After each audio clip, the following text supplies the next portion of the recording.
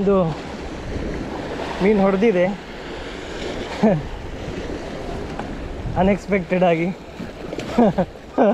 Boom ಬೇಬೆ ಒಟ್ಟಿಗೆ ಹೊಡೆದಿದೆ ನನಗೆ ಹಾಗೆ ರಾಜೇಶ್ ಅವರಿಗೆ. ರಾಜೇಶ್ ಒಂದ್ಲೆ ಬರ್ತೇನೆ ಒಂದು ನಿಮಿಷ.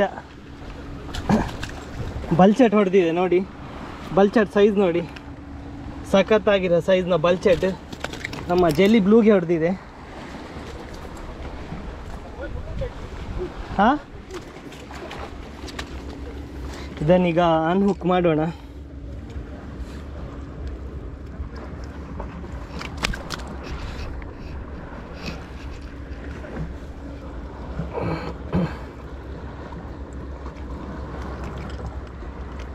ಅನ್ಹುಕ್ ಮಾಡಿ ಇಟ್ಟು ಜೆಲ್ಲಿ ಬ್ಲೂಗೆ ಕ್ಯಾಚ್ ಆಗಿದೆ.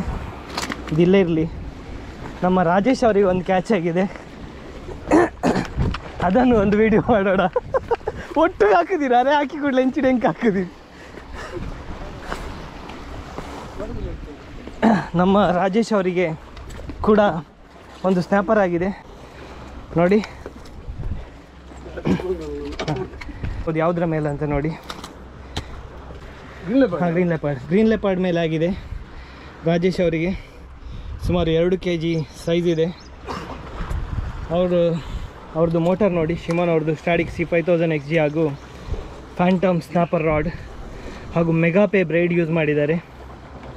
ಸಾಲ್ಟ್ ಫಿಶ್ ಬ್ರೈಡ್ ಯೂಸ್ ಮಾಡಿದ್ದಾರೆ, ಸಾರಿ 0.26 mm ಇದ್ದು.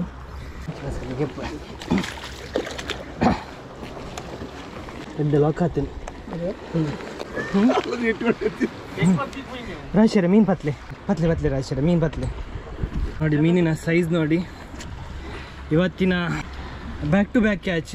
ನನಗೊಂದು ಬಲ್ಚಟ್ ಆಯಿತು, ಅದ್ರ ಜೊತೆ ಒಟ್ಟಿಗೆ ರಾಜೇಶ್ ಅವರಿಗೆ ಈ ಕಡೆ ಹೊಡೆಯಿತು ಸ್ನ್ಯಾಪರ್ ನೋಡಿ. ಮೀನನ್ನು ಇಲ್ಲೇ ನೀರಲ್ಲಿ ಬಿಡ್ತಾ ಇದ್ದಾರೆ, ಇಲ್ಲೇ ಇರಲಿ. ಮತ್ತು ಐಸ್ ಬಾಕ್ಸಲ್ಲಿ ಹಾಕಿದ್ರಾಯಿತು. ನಮ್ಮ ಗುರೂಜಿ ಅವರು ಕಾಸ್ಟ್ ಮಾಡ್ತಾ ಇದ್ದಾರೆ ಆ ಕಡೆಯಿಂದ.